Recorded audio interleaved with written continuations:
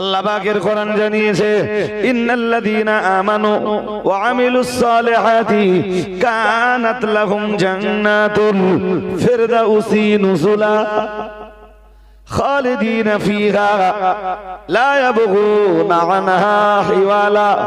মহান আল্লাহ জানিয়েছেন ইন্নাল্লাযীনা আমানু, আল্লাহ পাক রব্বুল আলামিন জানিয়েছেন নিশ্চয়ই যারা ঈমান এনেছেন, ওয়া আমিলুস সালিহাতি, এবং যারা নেক কাজ করেছেন, নেক কাজের সম্পাদন যারা করেছেন, আল্লাহ পাক রব্বুল আলামিন জানিয়েছেন ঈমান আনার পরে যারা নেকির কাজগুলি করেছেন, আমি আল্লাহ পাক রব্বুল আলামিন বলছি কানাত লাহুম জান্নাতুল ফিরদাউসি নুজুলা।